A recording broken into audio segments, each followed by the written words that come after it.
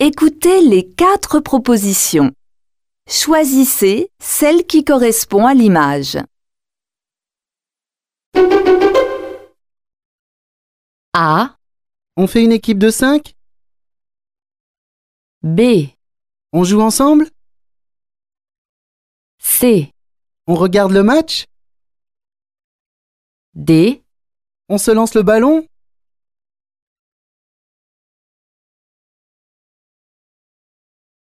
Écoutez les 4 propositions. Choisissez celle qui correspond à l'image. A, Avec les félicitations du jury. B, Merci de votre compréhension.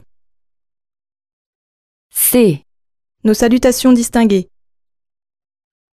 D, Tous nos vœux de bonheur.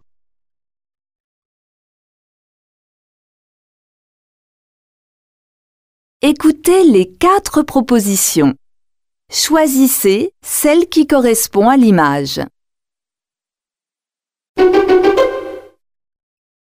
A, On a tout mangé. Il ne reste rien. B, Les autres plats sont déjà réservés. C, Je vous conseille celui-ci. Il est de la région.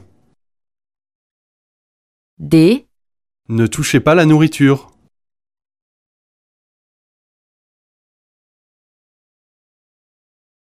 écoutez le document sonore et la question. Choisissez la bonne réponse.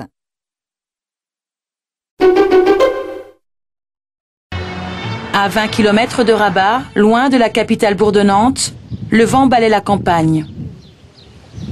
Sur ces 3 ou 4 lopins de sable rouge, des paysans font pousser des légumes bio. Un défi là aussi réussi, cette ferme solidaire emploie une dizaine d'ouvriers. Chaque semaine, ils vendent des paniers bien remplis, déjà 140 clients, 200 autres sur liste d'attente.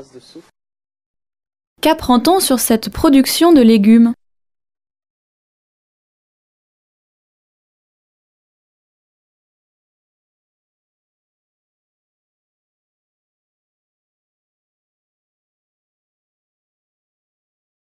Écoutez le document sonore et la question. Choisissez la bonne réponse.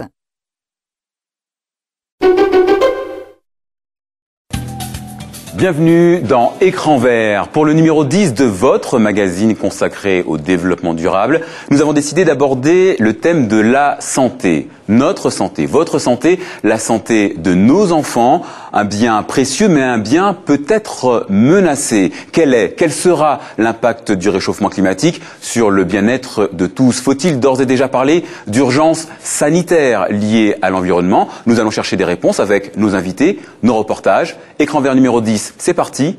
Voici le sommaire. À quel aspect du danger sanitaire s'intéressera ce magazine?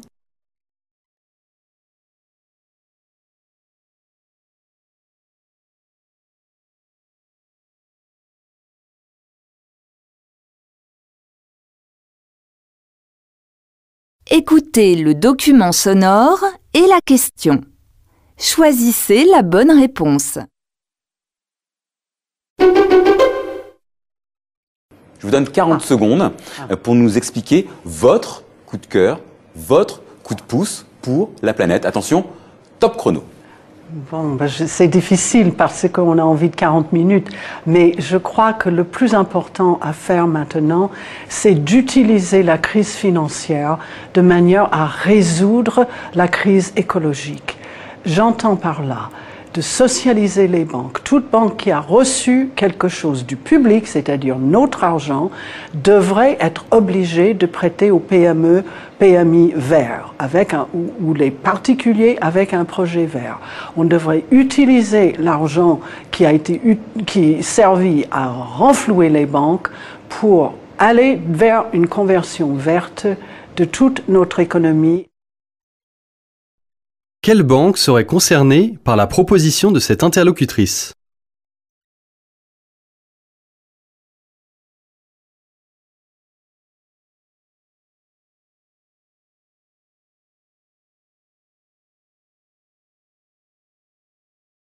Écoutez le document sonore et la question. Choisissez la bonne réponse. Agnès Varda, vous avez reçu le carrosse d'or. Mais oui, c'est bête, c'est parce que c'était pas un vrai carrosse. J'espérais repartir avec. Mais c'était une très belle sculpture. En fait, ça m'a été donné, et c'est assez rare, par mes pairs, c'est-à-dire les autres réalisateurs et réalisatrices de cette société française de films. Et c'est toujours touchant quand ce sont des collègues, comme on dit, qui vous identifient. Et c'est très très rare. La seule fois que j'avais vu un jury de réalisateurs, c'était au Festival de Venise il y a longtemps, c'était Bertolucci qui avait réuni des réalisateurs. Donc ils m'ont fait plaisir et l'intitulé du prix est formidable. C'est parce que c'est pour l'audace et pour l'intransigeance. Pourquoi Agnès Varda est-elle touchée par ce prix?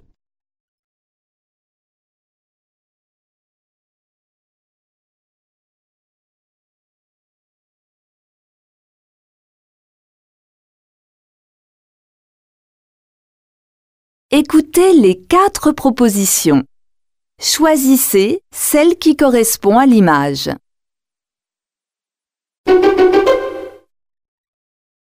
A. À quelle heure allez-vous déjeuner? B. Où se trouve la cabine d'essayage? C. Pouvez-vous m'indiquer la sortie? D. Quelle est la matière de ce tissu?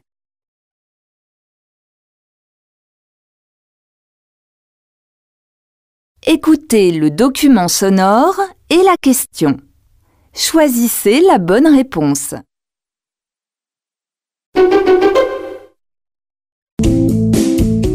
Guy Martin aime faire corps avec le cheval. Il est passionné de dressage.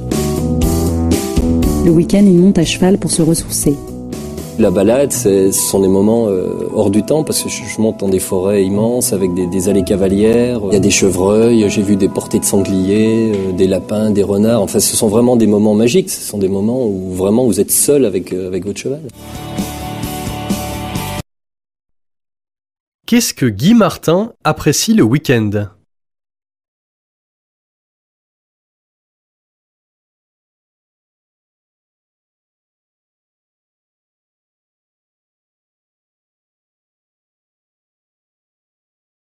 Écoutez les 4 propositions. Choisissez celle qui correspond à l'image. A. À toi de jouer, Paul. B.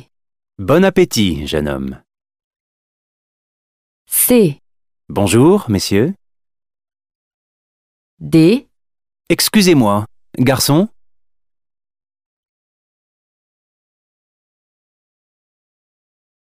Écoutez les 4 propositions. Choisissez celle qui correspond à l'image. A. Bien sûr, je suis en colère.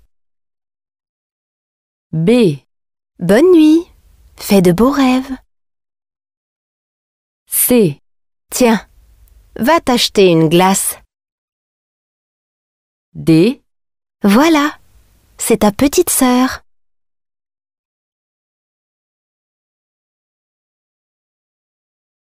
Écoutez les 4 propositions.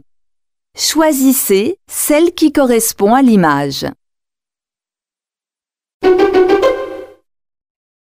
A. Vous avez la réduction étudiant? B. Vous faites les paquets cadeaux? C.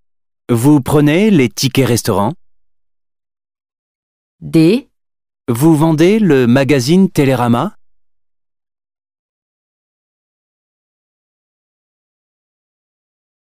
Écoutez le document sonore et la question. Choisissez la bonne réponse. Nous sommes dans une manifestation qui s'appelle le Festin de Rabelais. C'est la première édition de cette manifestation. Et le Festin de Rabelais, ce sont des artisans, ce sont des producteurs, ce sont des chefs qui proposent leurs produits au public. Et le public vient en effet goûter ces produits. Nous aussi, on va goûter ces produits. Qu'est-ce que le Festin de Rabelais?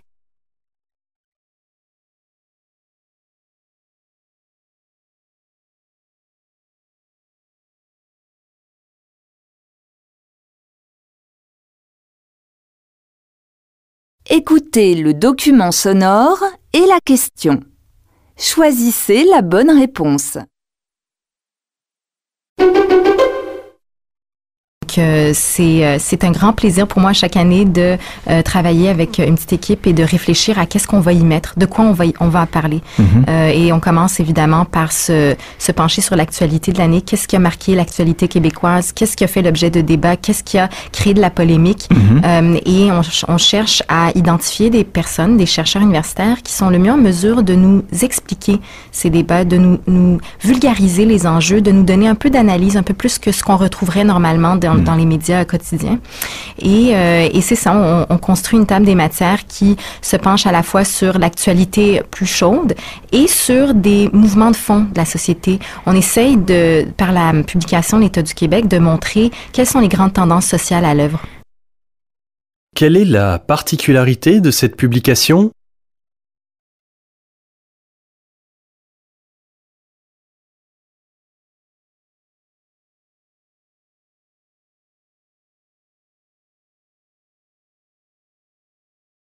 Écoutez le document sonore et la question. Choisissez la bonne réponse. Une oasis de calme dans le tumulte de la ville et 155 ans d'existence. L'école française d'Athènes, en soi, c'est déjà un site riche de sa propre histoire et de son prestige, le plus ancien établissement culturel français à l'étranger avec la Villa Médicis.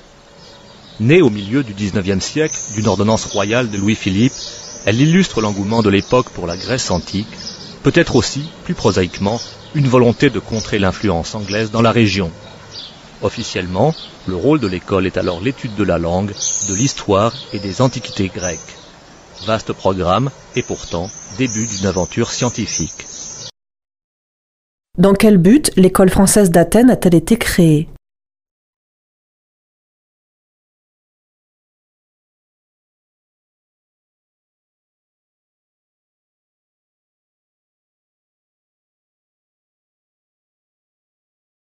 Écoutez le document sonore et la question.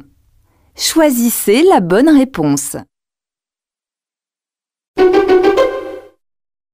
Aller faire ses courses aujourd'hui, c'est se perdre dans les méandres des certifications et ça, ça agace Franz Vaillant. C'est le nouveau logo biologique de l'Union européenne. Le 1er juillet, on le trouvera donc sur tous les produits biologiques préemballés et fabriqués dans les 27 pays de l'UE. D'abord, on pense, c'est une bonne chose, c'est vrai. Aujourd'hui, pour s'y retrouver, on dégainerait presque son GPS. Mais ce logo européen ne résout aucun problème de visibilité. À ses côtés, sur les emballages, d'autres logos à caractère privé, régional ou national, restent autorisés. Que regrette Franz Vaillant quant à la création de ce logo ?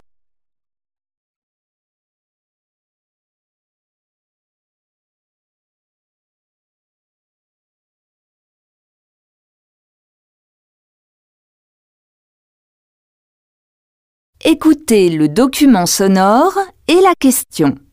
Choisissez la bonne réponse. On peut parler d'une résurrection. Une plante, disparue depuis 400 ans, a brusquement fait sa réapparition dans le nord du Canada en raison de la fonte des glaces. Après 4 siècles d'hibernation, la plante, cultivée en laboratoire par des chercheurs, est en passe de retrouver son cycle naturel. À quoi est liée la renaissance de cette plante ?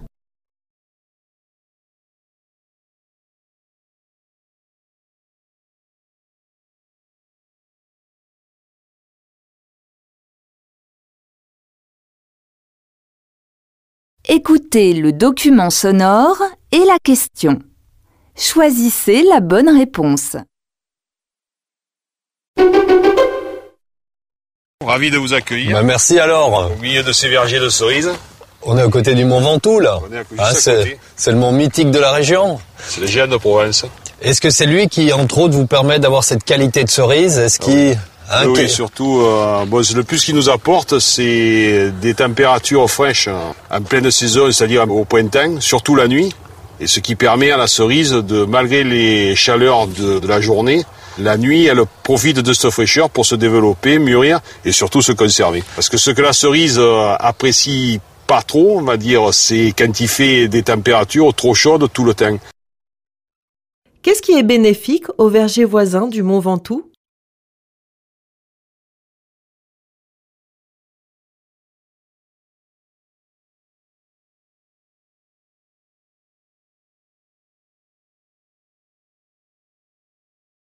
Écoutez le document sonore et la question. Choisissez la bonne réponse.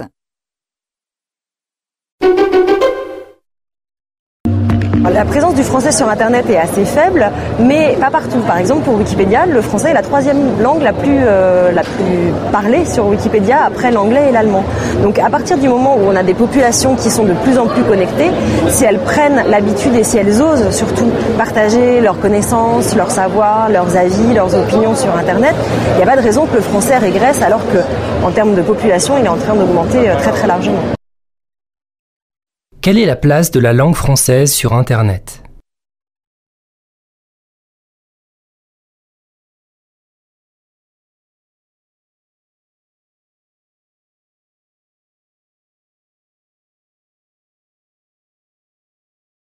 Écoutez le document sonore et la question. Choisissez la bonne réponse. La passion, je l'ai depuis longtemps, depuis tout petit, puisque mon père était passionné de bouts de bois. Donc voilà, quand j'ai toujours vécu dans les vieux meubles, dans les vieux morceaux de bois. Puis un jour, mon médecin de famille m'a donné un meuble à restaurer. Et à partir de ça, j'ai voulu faire de la restauration de meubles.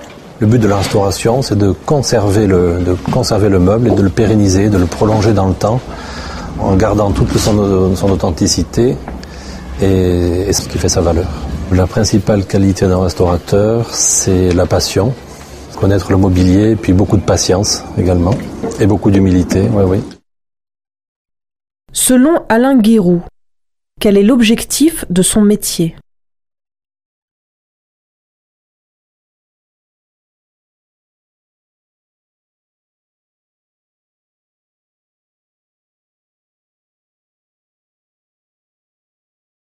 Écoutez le document sonore et la question. Choisissez la bonne réponse. Depuis 20 ans, les Français ont le nez dans leurs poubelles pour séparer les emballages recyclables des ordures ménagères. Ces emballages prennent ensuite la direction d'un centre de tri car ils sont encore mélangés. Des machines permettent de mettre d'un côté le plastique, de l'autre les cartons, l'aluminium, etc. Mais il subsiste un tri manuel. Sur le tapis, des hommes repèrent notamment les erreurs. Quel processus la journaliste décrit-elle ?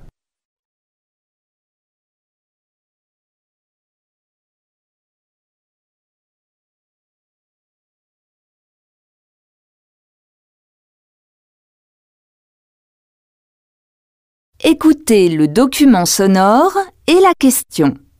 Choisissez la bonne réponse.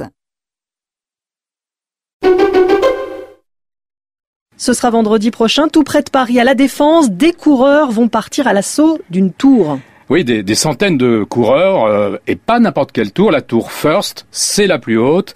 Écoutez bien, 230 mètres de dénivelé, 48 étages, 954 marches. Voilà ce qui attend les courageux. Et ils sont près de 800 déjà inscrits pour cette course, vraiment pas comme les autres. Quelle est la particularité de la course dont parlent ces journalistes ?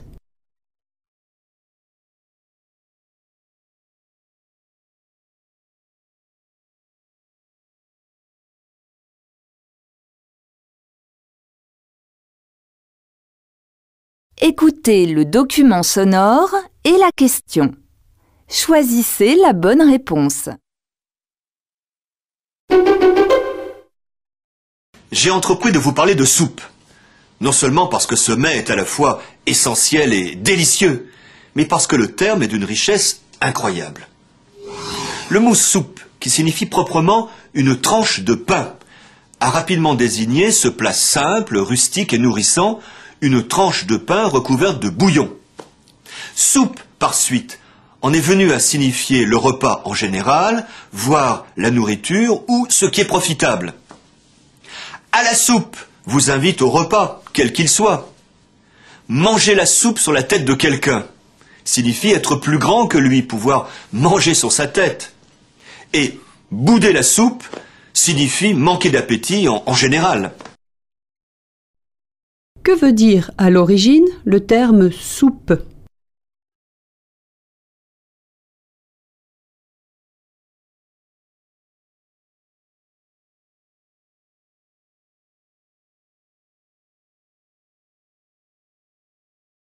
Écoutez le document sonore et la question. Choisissez la bonne réponse. Selon le mythe, le tambour existe depuis la création du Burundi. Instrument sacré, il était joué pour les rois.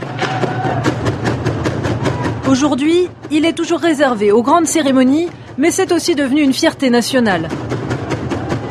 Maintenant, c'est vraiment tous les jeunes qui veulent se mettre au tambour. Dans les quartiers, dans les villes, dans les écoles, c'est tout le monde qui veut se mettre au tambour. Et c'est quelque chose dont on est fier et qu'on ne veut pas perdre. Qu'apprend-on sur le tambour au Burundi ?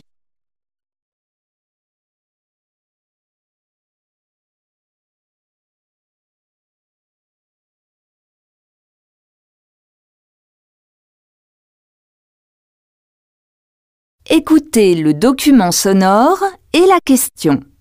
Choisissez la bonne réponse.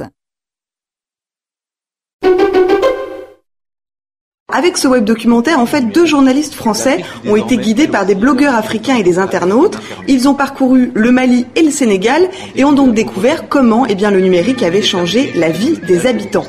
Par exemple, le téléphone portable qui n'est pas du tout un gadget pour les Africains, mais au contraire, c'était un vrai besoin, puisqu'avant, la seule solution pour parler à quelqu'un, souvent, était de se déplacer, puisqu'il n'y avait pas de réseau de téléphone fixe. Qu'est-ce que le téléphone portable a changé dans la vie des habitants du Sénégal et du Mali ?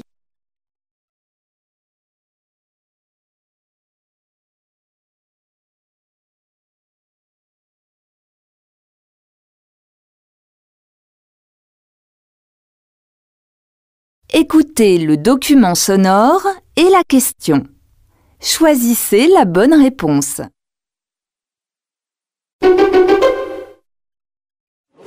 Nous avons tendance à devenir de plus en plus des consommateurs et des consommateurs boulimiques des richesses qui nous entourent, qu'il s'agisse des richesses concrètes de l'univers et que nous détruisons en les consommant, ou des richesses intellectuelles que nous absorbons avec une intensité, une rapidité beaucoup plus grande que nous ne parvenons à les renouveler.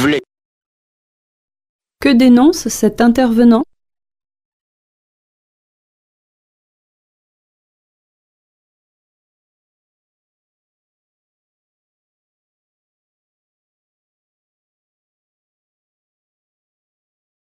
Écoutez le document sonore et la question. Choisissez la bonne réponse.